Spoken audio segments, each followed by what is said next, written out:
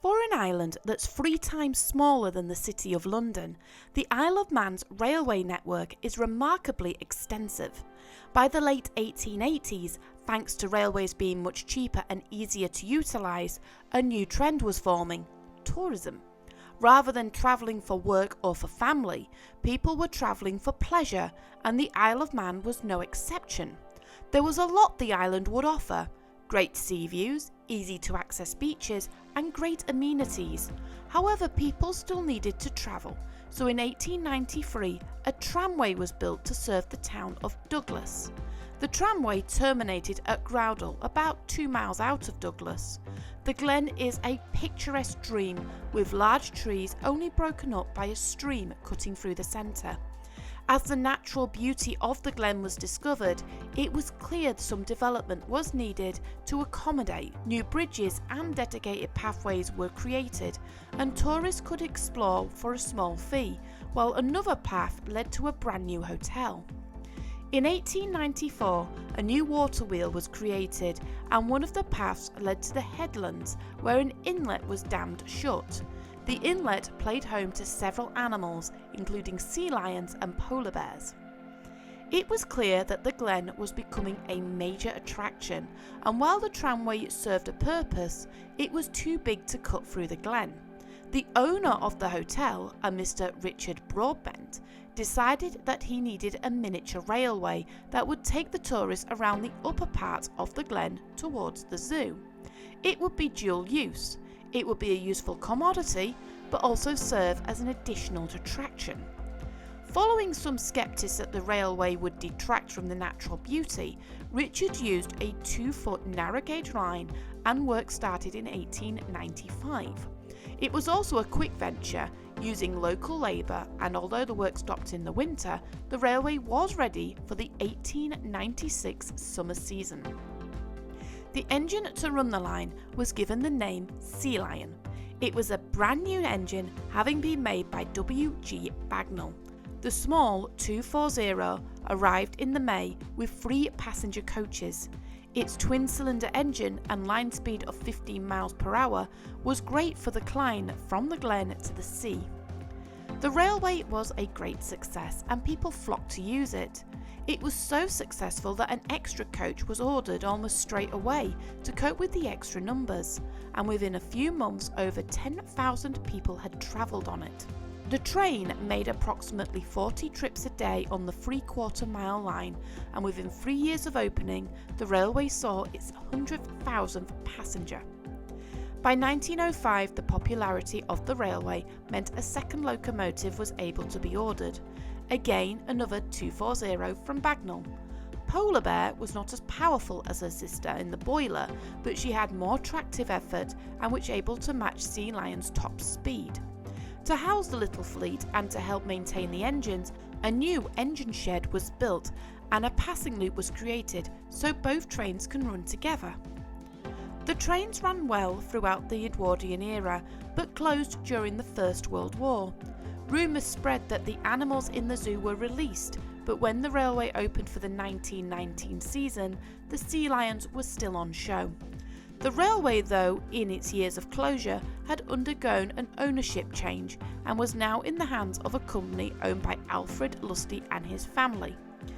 Considering that little had changed since the railway's inception, other than the engines being overseas for overhaul, the fleet was doubled with 2 new battery electric locomotives, but when one of them derailed and fell down the valley in 1922, they were taken back to the mainland to be modified.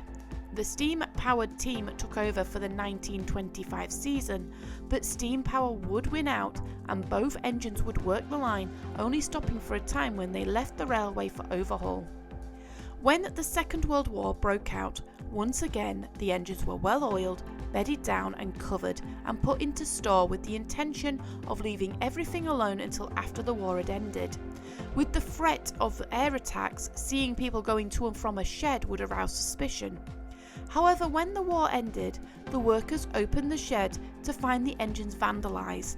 The brasswork had been stolen, and the documents of the engine's movements and their records were all destroyed. In addition, a track inspection uncovered a landslip that made the track to the zoo unsafe. As the animals had either been released or rehomed before the war, the zoo was shut down and was derelict. In the end, only Polar Bear was able to be put into traffic and only started working for the 1950 season. The next few seasons was intermittent running. The railway had no official terminus, and the lack of drivers meant some services didn't run at all. In 1958, the engines were attacked again. This time the vandals won, as both Polar Bear and Sea Lion were not able to run at all.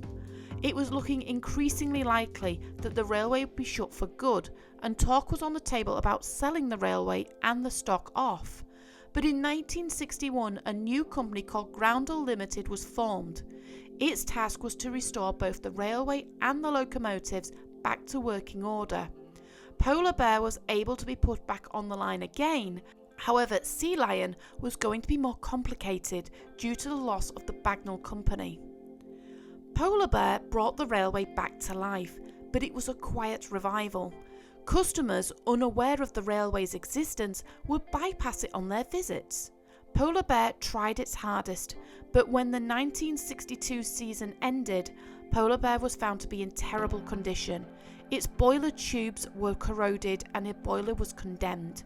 With no other engine and the battery locomotives long gone, Polar Bear was wheeled into the shed and the railway closed.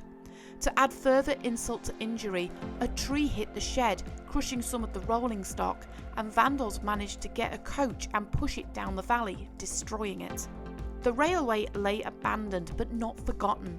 Moves were taken to preserve the railway stock, including the locomotives. In 1967, Polar Bear was sold to the Brockham Museum Association for the meagre sum of £25. She was taken to the mainland to be assessed and put back into working condition. The state of the engine and the boiler forced a long, drawn-out overhaul, only steaming again in 1987. Sea Lion was bought in 1968 to a private owner and taken back to the newly built Midland Steam Centre in Loughborough. The coaches also found a new home, including one that was destroyed after its unexpected trip down the hill, and amazingly restored. But as far as the railway, the station building and the shed were eventually demolished, and the majority of the rails were taken up. The only part of the original section was to the old zoo, which remained to this day. It was looking more likely that the railway would never reopen. However, in 1987, there was talk of relaying the track. The land had since been sold on and split between different companies. The Isle of Man Steam Railway Supporters Association wanted the line back and negotiated between the companies for running rights and a light railway order. Although the tracks were gone, the track bed with its drains remained and lay under 20 years of scrub and brush. The association cleared the drains and dealt with a small landslip. To get the heavy equipment to the railway, a kind farmer allowed them to make a path through his land. In 1982, the first train for 21 years ran along the line between Old Line Kiln and the Headland. It ran in the winter for the first time for Santa specials. It was also a first for the engine as well, as it was the first diesel to ever grace the line. The temporary engine shed served as the grotto, and the special was so popular it ran 40 trips once again. The customers loved the special so much that they requested a mince pie special on Boxing Day, which the railway kindly obliged. Over the next couple of years, more of the trackbed was uncovered and the tracks relaid. The drains were cleared and updated as each part was completed. Because moving locomotives on and off the island was expensive, it was decided that they needed much more than just a shed. So thanks to a generous donation of land and money from a local landowner, a brand new workshop and storage shed was built. It was much stronger and much more fortified than its predecessor, so any vandals would be kept out. By 1985, the winter trains were running again, but in 1986, the line officially opened for the summer. It was like the good old days, with the railway as popular as it ever was, but there was better to come. After a long restoration, Sea Lion was now fully restored and operational and was handed back to the railway in a lavish ceremony and was the jewel in the crown for the upcoming Santa train. In 1991, work began on the station at Lencohen and a new canopy was installed, and negotiations were in place to connect the railway to the rest of the line to the cove that was sealed off during the war. Now called Sea Lion Rocks, the line was repaired and a new loop installed. The following year, as part of the centenary of the railways on the Isle of Man, a visitor to the narrow gauge railway was welcomed with open arms. Polar Bear had also been lovingly restored, and although no longer a part of the railway, it was allowed to come back for a visit. Along with the engine, 3 original coaches were also brought out of preservation to accompany them. It was the good old times as both engines worked the entire line, just as they had done up until 1939. Polar Bear drew in thousands of people, all wanting to see the 2 workhorses work together again. Polar Bears visited a couple of times, and even Sea Lion made a rare trip off the island to visit Polar Bear at her new home at the Amberley Museum. By 2010, almost the entire railway had been rebuilt and even added to. New mess hut facilities and a new faux station box were installed. But the end of the line at Sea Lion Rocks needed a station, and in 2010, work began to add additional facilities.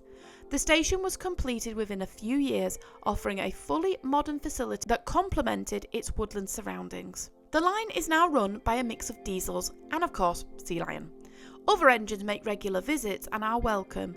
As well as carriages, the engines are also expected to carry the odd freight train or two, mainly track maintenance. The association still run and maintain the line, but has had tremendous support from local landowners and neighbours. They offer a range of services, including afternoon teas and private hire, and group visits, as well as the traditional Santa and mince pie specials.